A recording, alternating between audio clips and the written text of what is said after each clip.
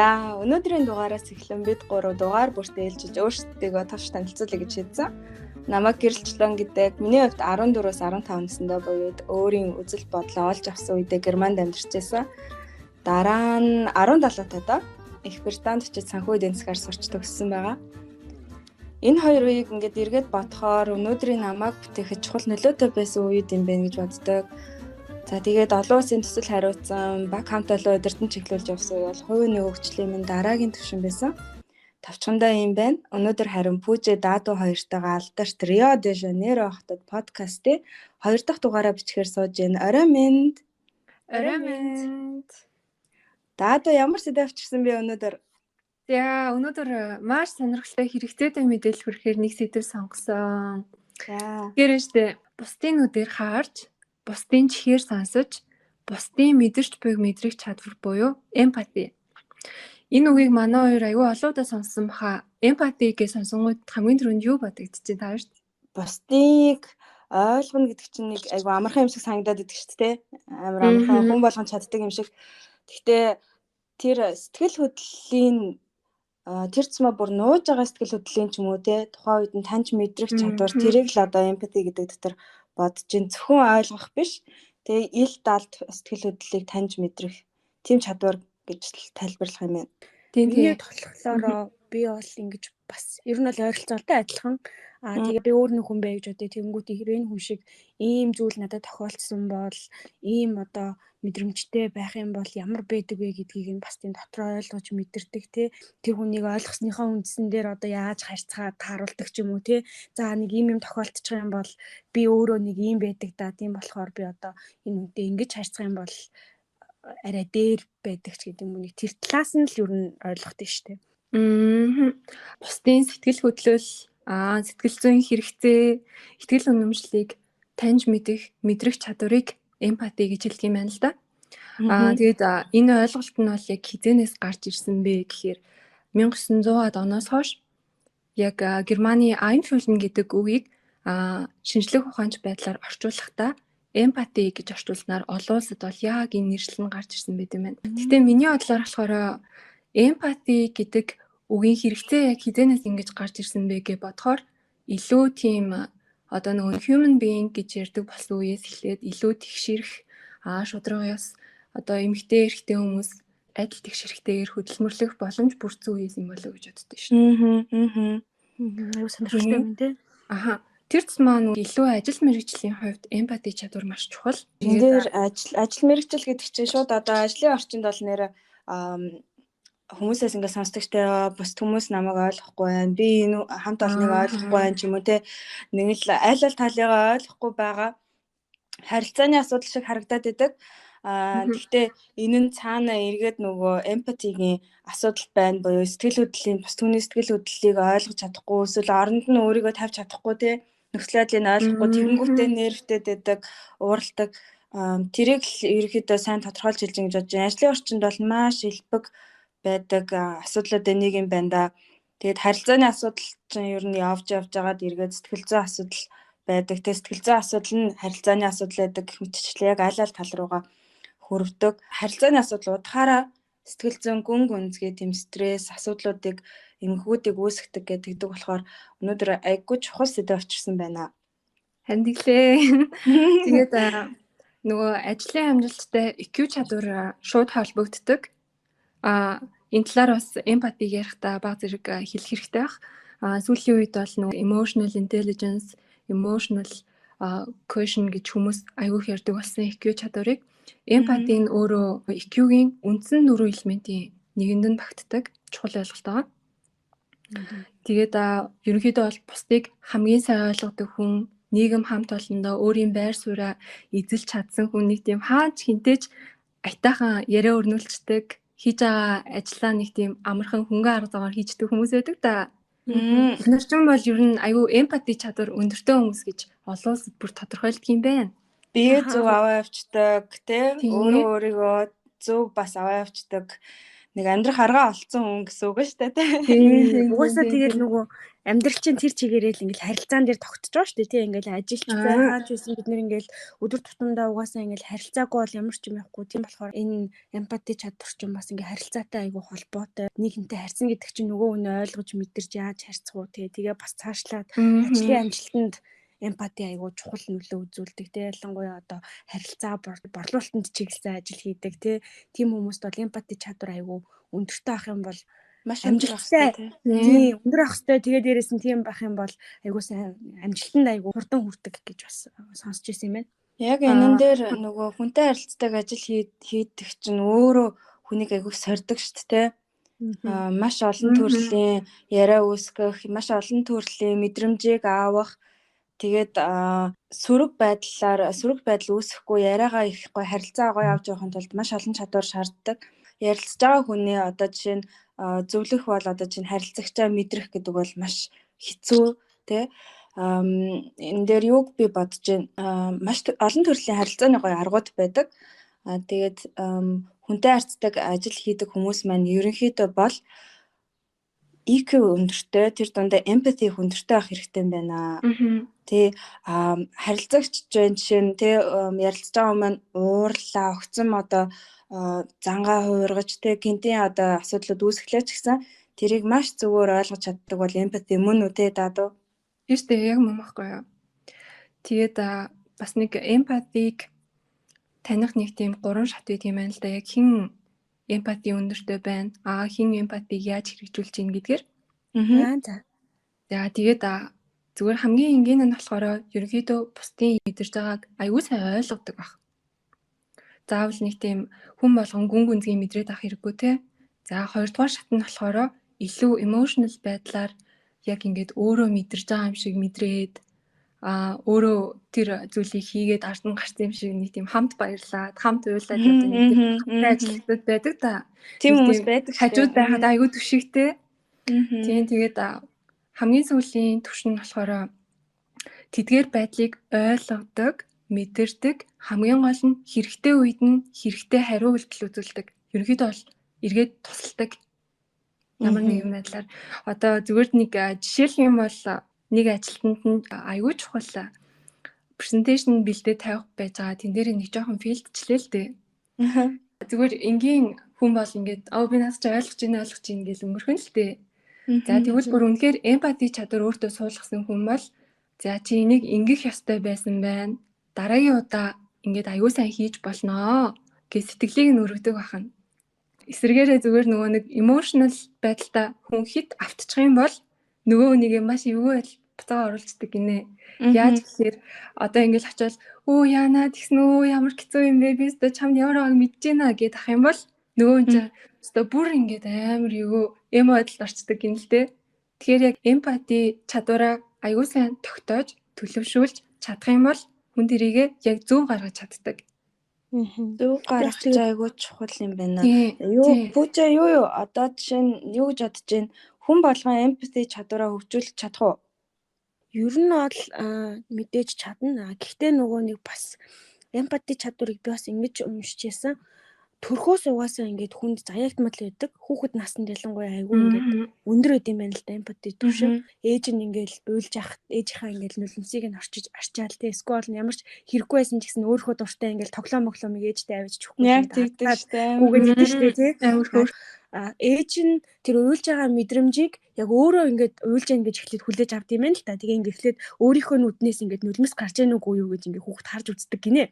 Тэгээ үзэнгүүтлээсээ байхгүй харна. Би биш юм байна. Ээжээс маань одоо ингээд нулимс гарч байгаа мэн ингээд ингээд харагдах гад бамбруулж юм авчиж өгч өгдөг. Тэнгүүт ингээд алхам алхмаар 2 наснаас дээшээ гэж юу би уншсан юм байна. 2 наснаас дээшээ ингээд томроод эхлэхээр бусдын одоо сэтгэл хөдлөл мэдрэмжүүдийг ингээд таньж эхлээд өөрийнхөөсөө ялгаж эхэлчээдэг. Тэгээ ингээд хүүхэд томрох тусмаа ер нь бол эмпати чадвар ер нь бол жоохон багасдаг. Гэхдээ мэдээж бас нөгөө нэг тэрийг улам хөгжүүлээд тэрийг гээгээгүй байдаг. Гэхдээ ер нь бол анх одоо төрхөөс бол байснасаа хамаагүй бага байдаг гэж би бас уншсан. Тэгэхээр анх мэдээж хүнд төрөхөд ингээд заяагдмал байсан зүйл юм чинь бид нар бол энийг хангалттай сайн хөгжүүлээд явах бол боломжтой л гэж би хардсан шүү дээ. Хүүхдтэй байхдаа тэгвэл ер нь бол empathy илүү өндөртэй байх магадaltaй мэн тий. Яг байглаас зайс нь байж магадгүй юм байна. Дараа нь одоо насан туршсан хүний хувьд бол ажил мэргэжлэр за эсвэл гадаадд очиж ажиллаж амьдрах тий. Тэгэл хүнд ч тий гадаад очиж ажиллаж амьдрах чинь тэгэл тэр бүх харилцаа мэдрэмжээр өөрийгөө дамжуулж хөгжүүлэх ч юм уу тий. Юм олон төрлийн эсвэл сургалт хөгжлийн зүйлсээр бас өөрийгөө хөгжүүлж болох. Надаа сая Пүүжигийн ярьсан дээр юу санаанд орлоо. Намайг нэг түүх намайг жоохон байхдаа айгүй sensitive боё хит мэдрэг юм байна гэд хүмүүс дүгнээд өгсөн байхгүй юу. Тэгэл би ч одоо за яана одоо би хит мэдрэгэл юм байна. Яна нэг л жоохон болохгүй л байгаа юм байна гэж өөрийгөө бодоод яваад дгсэн. Тэгэл яагаад намайг тэгжлээд байгаа юм бол гэхээр хүмүүсийн хэрэгтэй хэрэггүй ингээд сэтгэл хөдлөл үг яриа үйлдэлүүдийг ажиглаад байна. Хит их ажиглаад байна. Ямар сүртэй энэ тоохгүй орх гэд хит мэдрэг байна гэж хэлдэг байсан. Эргээд бодоход одоо EQ гэд бид нар товчлаад хэлж байгаа монголоор сэтгэл хөдлөлөө удирдах чадамж гэж нэрлэдэг те. EQ-гийн их чухал хэсэг нь байсан байна. Байглаас зайцсан байсан байна гэж бодоод баярлсан. Эргээд ингээд олон ном сургалтуудыг ингээд сургалтаар дамжуулаад бас судалж байхад хүмүүсийг ажиглах их хэрэгтэй юм байна. Эмпатиг хөгжүүлэх гэж байгаа бол ажиглалт маш чухал. Тэгээд тухайн хүмүүсийг ажиглаад ямар нөхцөл байдалд ямар зан характер гаргаж байна, ямар хөө сэтгэл зүйтэй байна, тэрэнд нь ямар хариу үйлдэлийг тохируулж өгөх вэ гэдгээ шийднэ гэдэг чинь өөрөө эргээд том дүр зургаараа EQ-гийн их чухал алхам байгаад байна. Одоо IQ, EQ гэл тэгэхээр бас ялгаж нэг бүжиг хэлэх бах те. Энэ дээр би нөгөө Даниэл Голманы номыг уншиж чагаад яг тэр нөгөө хүүхдтэй холбоотой яг нэг тийм судалгаа уншижсэн байхгүй. Тэгсэн чинь яасан гэсэн чинь нэг юм цэцэрлэгийн хүүхдүүд байгаа байхгүй. Тэгээ нэг хүүхд болохоор бусдыгаа бодвол арай нэг жоохон дуушуу багтай ингээд хамт нийлж тоглодгүй ирнээсээ айгүй тийм ажиглагч хүүхд байсан юм байна л нэг охин. Тэгээ ингээд хүүхдүүдийг ажиглаад одоо хин хизээ ямар сэтгэл хөдлөл гаргаж яана одоо хин бараг яавал уйлж яан гээл тий одоо зарим хүүхдүүд ингээл тоглоомын булаангууд шууд уйлдаг штэ тий зарим нь тэгэнгүүт тэрийг ингээ амар сайн ажигласан хүүхд байсан юм байна л та. Тэгээ тэр хүүхдийг багш нь ингээд тусдаа нэг өрөөнд аваачиж суулгаж агаад ангийнхан найзуудын ингээд зургийг нь үзүүлж агаад энэ одоо ямар тоглоомондоо дуртай вэ? Одоо тэр дуртай тоглоомын өмнө нь аваачиж тавина уу өдр гэд тийм судалгаа явуулсан чинь тэр хүүхд ингээ бүгдийг бүр ингээ айгүй сайн мэдчихсэн. Тэгээ ер нь бол бас эмпатийн чадвар чинь айгүй юм бусдыг ажигладаг тийм ажиглагч хүмүүс бас нэлээд байдсан байна гэж тэр судалгааны дүн дээр ер нь бол гарсан байсан. Ашгүй. Тэгээд би яг чамайг хэлсэн чинь бүр гоё баярлсан мэдрэмж авчлаа. Тэгээ нөө бусдын мэдрэмжийг хүлээж аваад одоо ингээд би ингээ амар сенситив байна гэж бодох бол бас нэг буруу бол биш байх. Яг бүр амар нөгөө өөр дээрээ тусч байгаа юм шиг хүлээж аваад одоо хариу үйлдэл үзүүлээд тахгүйгээр ер нь айгүй сайн ажиглагч байна гэдэг чинь бас эмпатигийн гол зүйлүүдийн нэг юм шиг байгаа. Яг тэгээд энийг сонсоод гой санагдаа. Тэгээд дээрэс нас юу бодож байхгүй би EQ-гийн тест ер нь хүн өгөөд үзчих зүгээр юм бэлээ гэж бодоод ном уншаад тэр EQ expert Travis Bradbury-гийн бас нэг тестийг өгчээсэн. Тэгээд тэр тест заавал давтаж өгдөг. Нэг өгчөөд EQ-гийнхаа 4 хэсгээр за одоо маш богинохон хэлэх юм бол өөрийн сэтгэл хөдлөлийг таньж мэдэх, ойлгох, тэрийг удирдах, чиглүүлэх. За тэгээд дараа нь бусдын сэтгэл хөдлөлийг таньж мэдэх, ойлгох, тэрийг нь удирдах, чиглүүлэх гэд байдаг 4 хэсэгтэй. Тэгээд тэнд оноогоо ингээ харчаар айгу зүгээр юм билээ бас. Оноогоо харчаар хөгжүүлэх зүйлүүдээ стратеги гаргаад окей, ийм байдлаар би өөртөө ажиллах юм, ийм байдлаар хүмүүсийг одоо тий ажиглахыг одоо чинь ийм хэмжээнд барих юм байна гэдэргээд бүр ингээ гаргаад авчдаг. Айгу зүгээр юм билээ. Нэг өгөөд үсчихэд түр нь айгу зүгээр юм байна тий. Зүгээр байгаа ч тий нэг толинд харцсан юм шиг болчихж байгаа байхгүй юу? Тийм бай. Тэгээд өгчөө дараа нь хөгжүүлэх заавал алхмаа хийж явж байгаа 6 сарын дараа ч юм уу эсвэл заримдаа жилийн дараа өгч болдог. Би 6 сарын дараа өгсөн.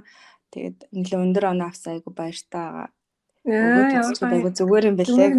Түрүүний нөгөө нэг та хоёр ярьлаа шүү дээ. Маш их юмд анхаарал хандуулдаг. Айгүй эмзэг мэдрэмтгий байдал гэд. Тэр чинь бүр яг эмпати өндөртэй хүнийг яаж таних вэ гэдэг тийм тодорхойлолт донд байжсан байхгүй юу.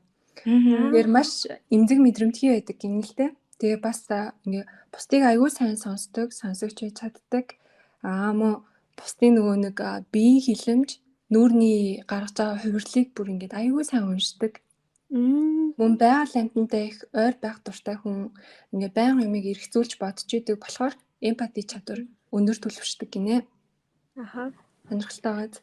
Тийм байна. Бас яг энэ бэйс шүү дээ эмпати гэдээ ярьсан чинь. Одоо бид нөгөө body language гэж ярьдаг шүү дээ. Бие хэлэмж Тийм. Тэнгүүт нөгөө эмпатиг таны гэх юм бол ерөөсөө үгэн харилцаа биш үгэн бус харилцаан дээр илүү төвлөрж харах юм бол айгүй сайн таньж чадна гэд байсан баггүй юу. Тэгээ тэгэнгүүт body language гингүүт одоо нөгөө ингээл царайны хувирал те ямар үед ямар reaction гаргаж яах гэдэг гараа яаж барьсан байгаа гарын байрлал өдрөг явуулдаг. явуулдаг Одоо бид нар чинь ингээл ингэдэж штэ. Одоо жишээ нь би лав яг ингэжсэн баггүй нөө надад тохиолж исэн кейс авах. Би яг их сургуулийнхаа дипломын ажлыг хамгаалж агаад тэгээ амар азгүй заяа нөгөө нэг ингээ артлын дарж ингэж так гэдэг нэг бал байдэн штэ урагш.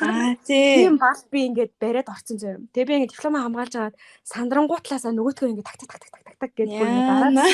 Тэгвэл яг тэр бол ингээ миний ингээ сандралыг илэрхийлж байгаа штэ body language-аар одоо ингээ тэгвэл хүн болгонд одоо яг нэг тийм ямар нэгэн ситүэйшнд орсон үедээ нэг илэрхийлдэг нэг тийм body language-уд байдаг. Тэгмүүд одоо жишээ нь манай багш одоо ингээ бодохоор айгүй эмпати сайтай багш байсан байгаа хгүй миний body language уйшсан заяа. Тэгмүүдээ ингээд танилцуулгын дундуур маань шууд одоо юу гэдэг нь өө чи над балаа оролтгоо болооч өдргээ хэлсэн бол бүр нэрвтэй бүр одоо тэгээ паникнд ороод баг нөгөө дипломын ажлаа хамгаалж чадахгүй гараад ирэн штэ. Багш маань амар хөөрхөн балаа ингээ барьсан. Тэгээ балаа барьснаа ингээд нүүрнийхээ хажууд ингээ балаас авчаад ирсэн аахгүй юу? Тэнгүүтэл нь би яг би чинь нэрэн балаа ингээд байгаа юм биш үү гэдгээ сарангуудаа би ингээд балаа ширээн дээр тавьчаад танилцуулгаа үргэлжлүүлж хийгээд амжилтаа хамгаалж ирсэн байхгүй юу? Тэгэхээр би бас энийг яг бодоод манай багш бас айгүй эмпати сайтай хүн өндөр байсан гэж бодож тийм байх. Одоо би яг ингээд хамт сууж байхдаа хоёрыг бас ажиглаа сууж байгаа шүү. Яаж юм гэдэг нэг гоё тайвширсан. Тэгээ ажлаа өнөөдөр сайн хийгээд дуусгацсан. Нэг гоё тайвширсан юм байдалтай хоёр сууж ин зөв. Багш нарт гиснээс яг ямар чиглэлээр ажилладаг хүмүүст эмпати чадвар илүү хэрэгтэй байдаг вэ гэдэг нэг судалгаа нэрээ байсан шүү дээ. Тэгээ тэрнээс ингээ хальт харж байхад түрүүний хэлснээр яг тийм нөгөө худалдаа борлуулалт хийдэг. Тэгээд дээрэс нь нөгөө HR CEO нарт бүр маш чухал гэдэг гинэ. Тэгээд орчин үед нөгөө хүний нөөцөө барьж үлдэх бодлого аягүй султаад байдаг. Зарим газрууд хүнээ төвлөрүүлж авч үлдэж чаддгүй, хэдхэн хоног алдчихдаг, гинэтэр болчдөг. Тэр нь багийн эмпати уур амьсгалыг бүрдүүлж чадахгүй байгаас болдог гэсэн. Би тэр багийн эмпати уур амьсгал гэдэг дээр нэг юм санаанд орлоо. Одоо олон хүн сууж байхад тэр тусмаа дандаа хамт олно нийтээр ингээд тухайн үеийн мэдрэмжийн сэтгэл хөдлөлийн мэдрэхэд ингээ хэцүү шүү дээ тодорхойлоход хэцүү. Тэгээ ажил дээр тэгээ өдөөс өмнө нэг зантай, өдөөс хойш нэг зантай одоо янз бүрийн хүмүүс байна шүү дээ. Нөхцөл байдал нь шал өөр. Тэгэхээр нэг тийм арга байдаг одоо герман экспертүүд нэлээд хэрэгэлдэг. Өглөө ажилтнууд ажил дээр орж ирээд ханд ингээд нөгөө самбар байрлуулсан байдаг. Тэрэн дээр болохоор ингээд төрөл бүрийн эможинууд за яа гэдэг аяг гоё нэмсгэлсэн, аз жаргалтай, ингээд бундантай гоё эможинууд. Тэгээд эсвэл одоо бүр гунигэлцэн тий зарим нь ингээд бүр айгүй экстрем нулимстай ч юм уу тийм эможинаас ингээд ажилдаа өөрөө хинэн хаан тавьсныг заавал мэддэхгүйгээр тэнцээ өглөө орж ирээд ингээд саранцтай тэрийг ингээд байршуулж болдог. Тэгээ байршуулаад өдөөс өмнө ингээд нэг байршуулчаад за тэгээд өдрийн цааны цагийн дараа дахиад өдөөс хойш дахиад нэг байршуулж болно. Тэгээ тэр юг харагдуулж байгаа вэ гэхээр зөвхөн хамт олонны уур амьсгал тухайн өдөр ямар байна вэ гэдгийг харагдуулах биш. Бас удирдах байгаа хүнд нь удирдах ажилтнанд нь за өнөөдөр ерөнхийдөө хурлыг удаан хийхгүй юм байна. Эсвэл өнөөдөр жоо хамт олныг мотивац өгөх зүйлүүд хийх юм бэ шүү гэдэг ч юм уу те. Ингээд юм сэтлийг олж авах тухайн өдрийнхөө бас те хүмүүсийг таатай тухтай үр дүнтэй ажилуулах тэр тактика боловсруулахад иймэрхүү арга жишээ нь хэрэг болж болдог. Энэ мэдрэхэд хэцүү нөхцөл байдал жишээ нь те.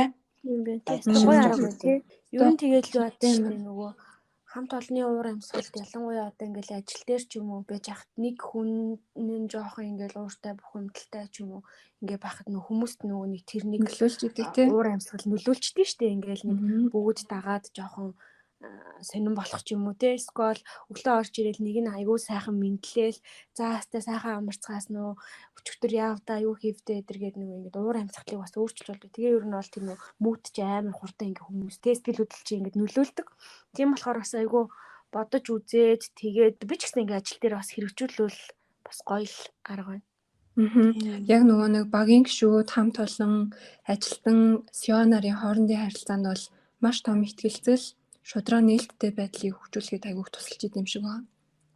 Тэр нөгөө өөрийн сэтгэл хөдлөл гэж бодонготой би одоо ямар ч зан гаргасан явахтай ажил дээрээ гэж бодох юм бол хамгийн буруу болчиход байгаа байхгүй тий.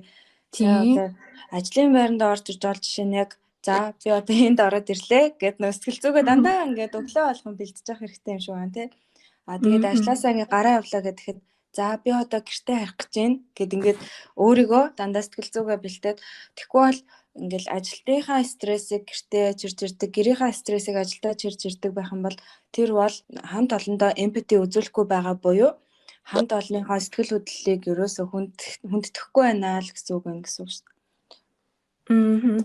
Тэгээд ажлын амжилттай байдалд эмпати бол 67%, гэр бүлийн аз жаргалтай байдалд 80% нөлөөлдөг гэд бизнес always гэд сэтгүүлээдэг та.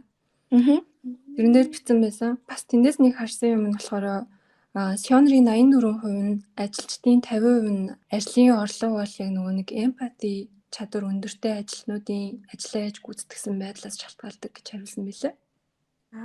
Зүг. Өндөр байгаа зү тоо баримт нь тийм. Тэгээд World Economic Forum гэд гардаг шүү дээ. Тэндээс 5 жил 10 жилдээ нэг одоо ажилтнуудад хэрэгтэй ур чадварыг тодорхойлдог.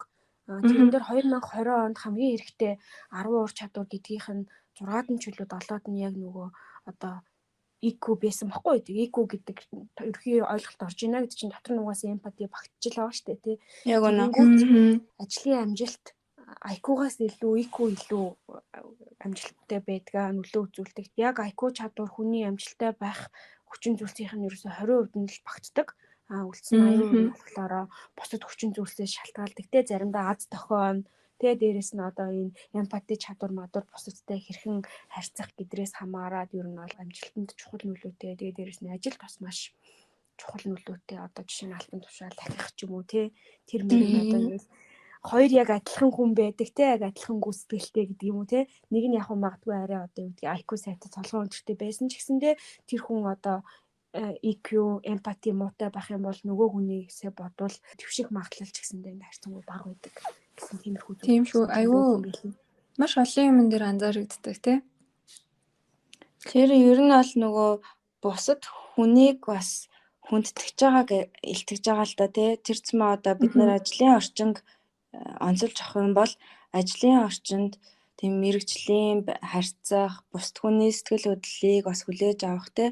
Мэдээж өөрийнхөө сэтгэл хөдлөлийг хизээ ямар зөв үед нь одоо яаж илэрхийлэх үү тий. Олон хүний дунд ярих уу, хоёулаа сууж агаад асуудлаа шийдэх үү гэдэг бол дандаа энэ ажлын орчинд хэрэгтэй EQ-гийн чадварууд байна л да. Тэгэд мэдээж нэг сөрөг жишээ бол жишээ нь өөрийнхөө сэтгэл хөдлөлийг тулгадаг нэг хүмүүс байдаг штэ. Тохиромжгүй үед ингээ бүр тулгаад би ууралж гин гээл те би яг одоо ууртай байна гэл. Эсвэл хүмүүс ерөөсөө тийм бэлтгэлгүй байж хахад гинт уйлдаг те. Эсвэл огцом ингээ айс зан хуургаж гаргадаг. Энэ бол өөрөө бэлэн байж болох ч гэсэн сэтгэл хөдлөлөө илэрхийлэх нь бэлэн байж болох ч гэсэн бус түүнийг бэлэн биш үед нь тулгаж байгааг илэрхийлж байгаа. Тэгэд энэ бол empathy сул за тэгээ цаашлаад EQ султай байгаа нэг тийм сөрөг жишээг илтгэж байгаа. Тэгээд ийм байснараа бас өөртөө ирж болох маш гоё том боломжууд хамт олонныхоо дунд нэр хүндтэй байх тэр байр сууриа алдчихж байгаа юм шиг санагдаж байна. Ийм юм бас уншсан юм байна л та. Энэ дээр юу гэж бодож байна та одоо өөрийнхөө сэтгэл хөдлөл те өөрийнхөө одоо би ямар үед баярлалтай, ямар үед гунигэлтэй, ямар үед дууралтай ч гэдэг юм те өөрийнхөө сэтгэл хөдлөлийг таньж чаддгүй хүн одоо эмпати чадвар султай байдгаа гэсэн нэг тийм юм би уншижсэн байхгүй юу? Энэ талаар дэлгэрэнгүй уншиж үзээгүй юм биш үү? Би яг тэрийг уншичаад бас тийм ч юм уу гэж бодож исэн. Гэхдээ I'm not sure саналын сонсъё. Тэгээ ер нь бол заавал холбоотой уялдаа холбоотой байх албагүй. Одоо би өөрийнхөө яг нэг бас уншсан зүйлс за тэгээд практик дээр харсан зүйлстэй тулгуурлаж хэлэхэд заавал холбоотой халбгүй. Гэхдээ EQ-гийн хувьд бол холбогдож болно. Ер нь бол нөгөө EQ-гийн үндсэн зарчим нь өөрийгөө эхлээд тань гэдэг штандаа тий. Өөрийгөө эхлээд тань, өөрийнхөө үйлдэлийг одоо тийм зөв чиглүүлж суур, тий сэтгэл хөдлөлөө одоо зөв чиглүүлж суур гэд тэгснэ дараа нь сүүлчийн 2 бүлэг дээр нөгөө бусдыг таньсуур, бусдыг зөв чиглүүлж суур гэх тий. Тэгээд тэр цэцмэ бусдын сэтгэл хөдлөлийг зөв чиглүүлж суур гэж тайлбарладаг учраас энэ логик дараалал нь бодоод үзэх юм бол өөрийгөө ойлгосон хүн ерөнхийдөө бусдыг илүү сайн ойлгох юм байна гэд тэгж бол хэлж болох юм байна. Тийм байна. юм байна тий. Тэгээ би бас нэг ийм юм олж уншсаа сонссоо гэдэг шиг. Одоо энэ Айгуу юм уншгаа гэж. тэр нь яг уншчаад байд юм аа. Тийм би сонсчод байд юм аа. Тэгээ сонсчод байд юм аа. Одоо нөө өөрийнхөө сэтгэл хөдлөлийг таньж чаддаггүй. Бусдын сэтгэл хөдлөлийг ойлгож хүлээж авч чаддаггүй ийм хүмүүс бас нэлээ нийтлэг байдаг. Тэгэнгүүт ийм одоо сэтгэл хөдлөлийн докторгүй байдалтай хүмүүсийг бас тийм Alexithymia-гийн одоо disorder гэдэг Alexithymia-гийн синдромтой гэж нэрлэдэг юм байна л та. Ер нь бол бас нэг төрлийн өмнө хэдүүлээ нөгөө нэг burnout syndrome гэж ярьж ирсэн шүү дээ тий. Тэр шиг бас яг тийм Alexithymia-гийн синдром гэж нэрлэдэг.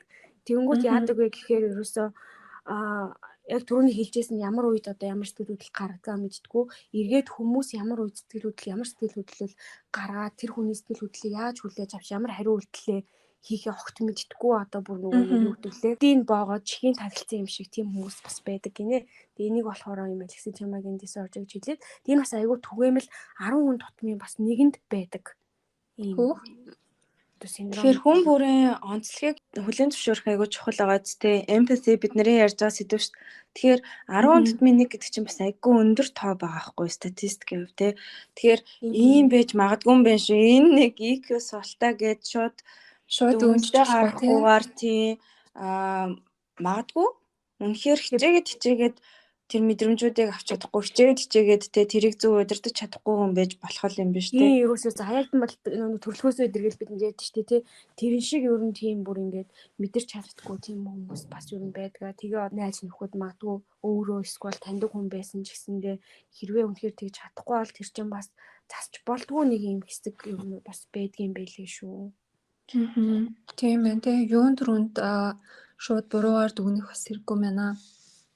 Тэгэд ер нь л одоо хүмүүсийг хүндэтгэх, хүмүүсийн сэтгэл зүйн байдлыг ойлгох гэл тэр зүйл надаа юуг сайн тус оруулж байна л та. Харилцаа эргээд би ярьсан шүү дээ. Сэтгэл зүйн асуудал ер нь бол харилцааны асуудал байдаг. Эргээд харилцааны асуудал удахаараа сэтгэл зүйн асуудал болдог гэд. Тэгэхээр нөгөө харилцааг германаар нь хэлэх юм бол яг нэг үндсэн 2 хэсэгт хуваадаг. Маш олон төрлийн хуваасан одоо тайлбарууд байдаг. Гэхдээ энэ онол бол бас их зохих юм байна гэж бодож байна. Empathy дээр харилцааг асинхрон, синхрон гэдэг 2 ангилдаг.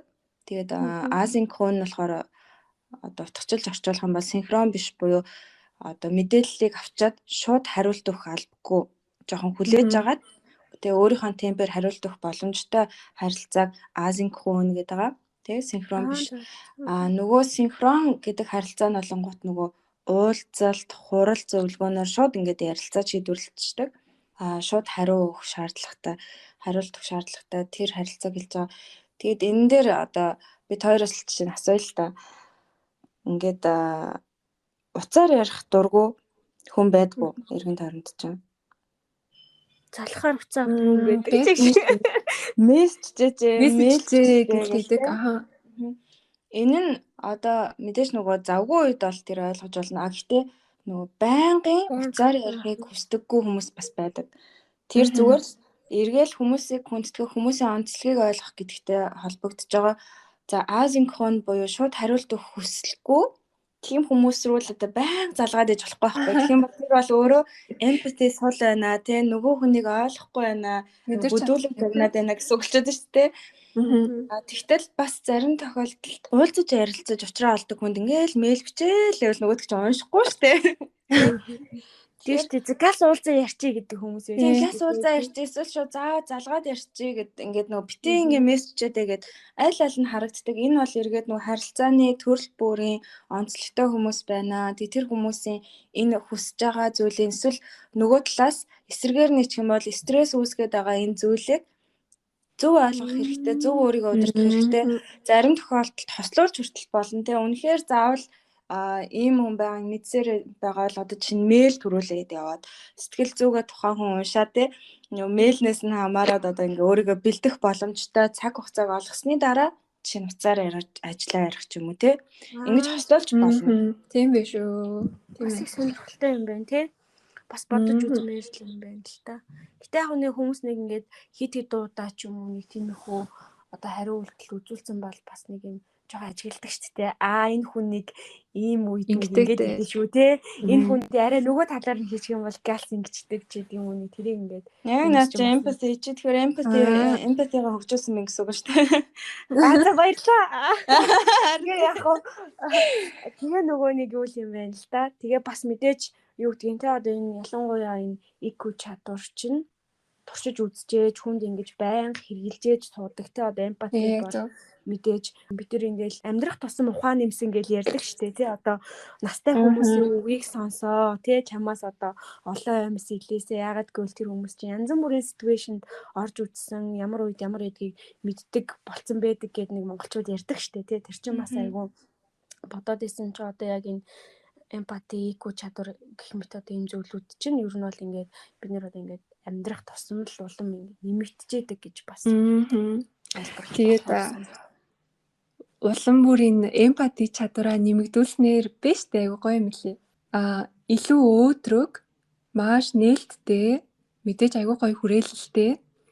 Тэгээд хамт олондоо хайрлуулсан хүн болдог гэдэг юм байна. Зүг. Гэтэ одоо нэг ийм асуулт байна л да. Жишээ нь одоо ингээд миний хүрээлэл найзууд за эсвэл ингээ хамт олон дунд маань за би ингээ ажиглаа жоохон эмпати султай хүн бай гэж бодъё л та тий. Тийм бол одоо би тэр хүмүүсийг яаж одоо эмпати сайтай болох вэ? Яаж тусалж болох вэ? Хамгийн түрүүнд тэр хүмүүст хэрэгтэй зөвлөгөөг нөх хэрэгтэй баг. Миний өөрийн зүгээс нөгөө нэг эмпати чадвараа ашиглаа хийж байгаа юм бол тэр гэхдээ юу гэж зөвлөвл зүгээр вэ гэхээр ямарваа нэг юмыг маш сайн сонсож сурах хэрэгтэй. Юмд ингээд бүрэн анхаарлаа төвлөрүүлж байж тэрнээс хэрэгтэй юм аа, хэрэгтэй пунктээ юу хэлэх ёстой хүн эргээд олж авдаг юм л дээ. Тэгээ хоёрдугаарт бусдын харах үнцэг өөр байдаг шүү. Бусдын туулаад өнгөрүүлсэн амьдрал өөр байгаа шүү гэдгийг маш сайн хүлээн зөвшөөрч ойлгох хэрэгтэй юм байна. За тэгээ хамгийн сүүлд хэрвээ хин нэгэнд одоо ингээд эмпати чадвар суугаад эхлэхээрээ эхний хоёр зүйл бол аяанда ингээд хүнд бий болчдөг. Харин тэрийг эргээд ашиглах хамгийн гол нөгөө нэг энэ хүнд тусалчих юмсан ямар нэгэн байдлаар тий тэр үйлдэлээ зөрөгтэй гаргадаг байл гэж байгаа хгүй. Энэ дээр нэг айгүй том жишээ нь хүн ингээд заримдаа хүнтэй ярих айгүй дургүй хүмүүс байдаг та. Тэгээд юм бол үнэхээр эмпати өөртөө суулгая гэж хүсэж байгаа бол чөлөөтэй хүнтэй ярих гэж хичээ. Одоо нөгөө нэг хамаагүй англи дуу сонсоолаа аяндаа ингээд аялахчин гоё болно гэдэг шиг хүн ингээд баг багаар өөрийнхөө дургүй хүнтэй ч бай одоо нөгөө нэг харилцааны үйл ойлголцлоо байхгүй болох гэж штэ. Хоёр өөр өнцгөө алга болох гээд тхийн тулд аягүй сайн ярилц гэдэг юм байлээ. Сайн сонсох, сайн ярилцах, анхаарлаа хандуулах. Тийм. Ямар нэгэн асуудалд ингээл одоо тий эмпати, burnout тий ямар нэгэн сэтгэл зүйн асуудлууд ингээл явж ингээл хамгийн түрүүнд өөртөө ажиллах тий өөрийгөө сонсох тий тийм зүйл дээр л очиод буух юм тий ер нь. Нэг тийм хүний шалтгааллах юмнууд их байгаа. Би бол саяны Пүүжагийн хэлсэн жишээн дээр бас асуултан дээр шууд яарч тэр хүнд зөвлөгөө өгөхгүй юм байна. Яагаад гэвэл тэр хүн үнэхээр өөрөө эмпатигаа нэмэгдүүлмээр байгаа мó гэдэг чинь бас нэг чухал асуудал байхгүй тий. Яагаад гэвэл одоо фидбек өгөх зарчим за тэр зам надад ингэж санагдлаа гэд одоо жишээнд бараг л тий надад ингээд миний нэ за чи ингээд эмпати жоохон багтай юм шиг санагдаад байна ч юм уу тий хамт олондоо ингээд хэллээ гэхэд тэр хүн тусламж ирж гин гэж харж хүлээж авахгүйгаа харин ч илүү сөргөөр хүлээж авах магадлалаас байгаа тэрийг тооцох хэрэгтэй дээ. Тэгэхээр айгуу сайн одоо би үнэхээр туслах гээд байна гэж бодож байгаа бол хамгийн чухал нэг л асуулт байдаг тий. Би одоо ингээд туслах гээд байна. Надад ингээд хэлмээр зүйл байна. Гэхдээ тэрийг сонсомоор байна уу гэж нөгөө хүнээс асууж байгаа. Нөгөө хүн үгүй гэсэн бол тэгэл орхичин. Тэгвэл окей. Тэгвэл тэр хүн empathy багтай байна уу? Өөр хэсгүүд дээр илүү сайн байгаа л цаашаа ингээд гоё амьдрал явах боломж нь байгаа учраас амьдрал нь ямар нэгэн сонголт байхгүй бол тий яг үнэ. Хүнийг өөрөө асуугаагүй байхад нь ирж фидбек өгдөг, одоо дураараа зөвлөгөө өгдөг бол ер нь дэмий жоохон бүдүүлэх дүүрэг замшиг. Тэр бол ер нь дэмий дандаа ингээд нөгөө харилцааны асуудал тэндээс гардаг учраас тий мэдээж одоо өөрөө удирдах ажилтнаа байгаад ажилтнуудтайгаа ярьж байгаа бол бас дахиад өөр. Гэхдээ тэрэнд ч гэсэн ингээд загварууд байдаг тий. Тэгэхээр би бол тэрэн дээр асуултан дээр нь тэгж богинохомноор товчлоод хариулах юм бол шууд зөвлөх гэж ярихгүй юм байна. Нөгөө хүнээсээ шууд өөрөөс нь тийм олон хүнтэй биш хойлохнаа байж байхдаа асуух юм байна. Тийм байна тий. Энэ дээр бас надад нэг юм зүйл тохиолдож ирсэн юм байна. Би нэг найзтайгаа муудалцаад тэгээд яг гоо тухайн үедээ тэгэл одоо би юм фидбек зарчмыг мэддгүү л байж л тий. Би зүгээр шууд хэлчихсэн баггүй юу. Одоо ингээд таалагдахгүй байна гэдгсэн чи яг надад яг одоо яг саяны гэрлэг хэлж байгаа шиг хариулж ирсэн аахгүй. Би энийг мэднэ. Би маштайгаа угаасаа мэднэ. Надад амар олон хүн хэлдэг. Гэхдээ би ингээд хичнээн хичээсэн чи засч чаддгүй гэд хэлжсэн байхгүй юу. Яг тэр санаанд орчлоо тий. Би мэддэг. Гэхдээ би мэдлээгээд өөрчилж би угаасаа чаддгүй юм аа гэд хэлжсэн. Тэгэхээр бас мэдээж асууж агаад магадгүй өмнө амар олон удаа сонсцсон бол дахиад нэг хүн гарч ирэл дахиад тэгэхээр мэдээж нөгөө төвхтэй төвхтэй санагддаг баг. Тэгээд яг саяны хэлсэн чинь тэр түүх маань санагдчихлаа. Тэгээд хэрэг миний найзаа энийг сонсож байгаа юм бол чамд минь төргий. Өнөр яг үнэ хэрвээ тийм хүн байгаад байгаа бол өнөөдрийн подкастынхаа дугаарыг санал болгоорой. Подкаст сонсоорой. Ширлээ явчих юм шиг. За энэ загшааны тохиолдуулаад мессежээр явуулсан тийм энийг сонсоорой. Би буруу юм хийжээ. Тэр бүлийнхэндээ минь төргийа. Өнөөдөр ийм гоё тий дулаахан Рио хотоос энэ ч бас маш онцлог гоё хот шүү дээ. Рио хотоос минь хүргэж байгаа юм байна манай пүүж. Айгу авсгаатай энэ тий подкаст ашиглаад минь хүргэчлээ. За даадуу бас хүнд минь хүргүүл арай оройтцсан үгүй юу? Амжуулаа хүрэх юм харин минь дээ. Тэгээ даадуу дараагийн дугаар дээр болоо. Тэгээ дараагийн дугаар гэснээс нэрээ дараагийн дугаараар ямар хотод хаана уулзахыг манай пүүж хэлэхээр байгаа. Шийдэхээр байгаа. Тэгээ гой дулаахан газар уулзуулаарай гэж хүсье.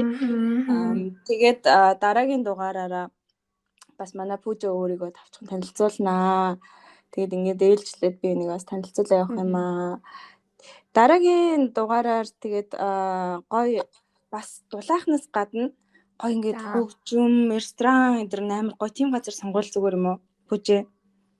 За тэгээ би яг нөгөө нэг өөрийнхөө нэг тийм дуртай хөгжим байдаг газар руугаа аваач заяа. Тэгээд нууцчээ. Тэгээд яг тухайн үед нь сонсороо би яг нэг тийм төрлийн хөгжим. Би бол өөрөө нууцлчээ заяа. Тийм төрлийн хөгжим сонсох дуртай. Тэгээд тэр хөгжим хаанаас гаралтай тэр газар аваачаа. Ямар гоё тэгээ заастаа жинхэнэ бодлолхон дээ. Тэгвэл тэгээ дараагийн дугаараар уулзтлаа. Түр баярлалаа. Баярлалаа. Дараа уулзъя.